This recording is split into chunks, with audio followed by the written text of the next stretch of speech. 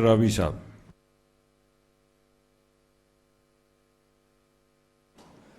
شکریہ جناب اسپیکر. میں سمجھتا ہوں کہ یہ بڑی عام قانون سازی ہونے جا رہی ہے،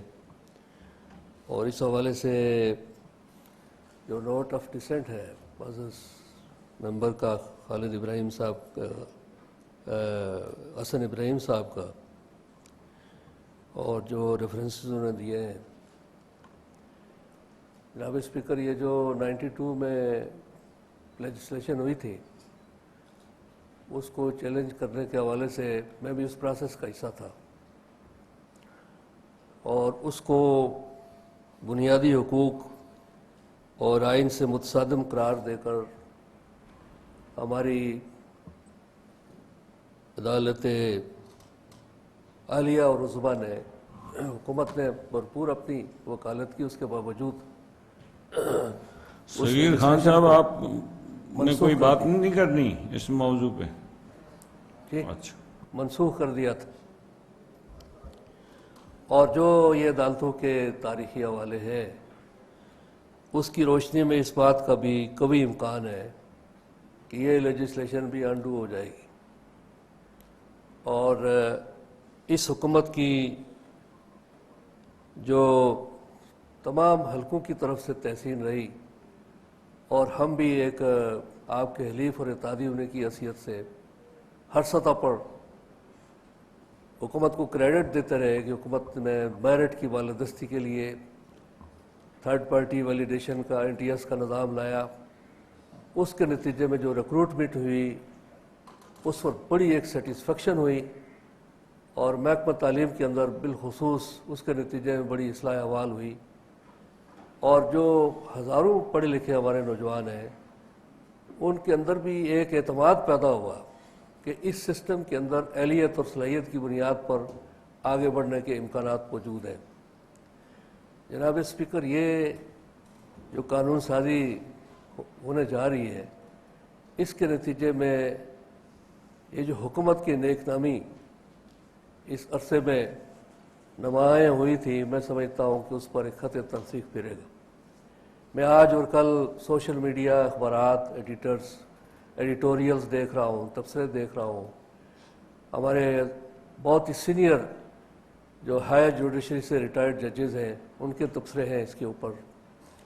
ہمارے جو بیوروکریٹس ہیں، بڑے نیک نام جو پبلک سروس کمیشن کے ممبر رہے ہیں، سول سوسائٹی کی طرف سے ایک بڑا رد عمل ہے. تو میں سمجھتا ہوں کہ اس سارے سیناریو کو سامنے رکھتے ہوئے اس پر مزید مشاورت کی جائے، اور اس کو اس انداز سے میں نے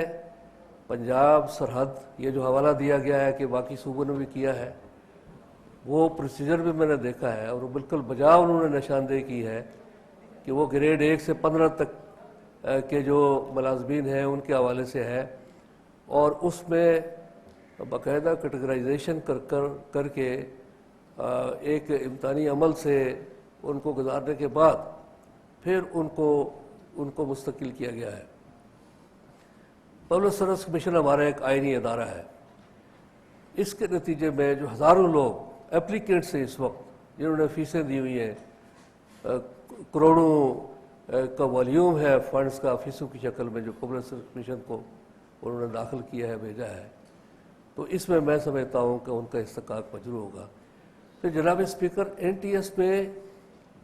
جو ہمارے لیکچررز تھے، بچے اور بچیاں، اس میں MPhil MSc ہائیلی کوالیفائڈ، وہ NTS کے پروسیس سے چونکہ وہ ایڈاک تھے تو وہ کوئی پرائمری ٹیچر لگا، کوئی جونیئر ٹیچر لگا، کوئی سینئر ٹیچر لگا،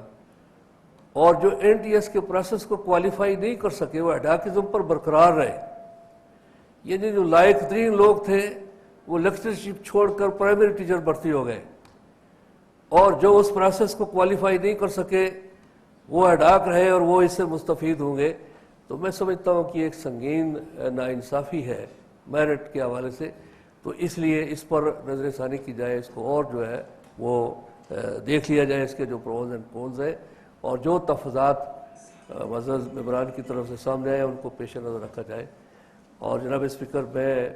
یہ بھی واضح کرنا چاہتا ہوں کہ ایسی کسی قانون سازی میں کم از کم میں اس کا حصہ جو ہے وہ نہیں بن سکتا ہوں.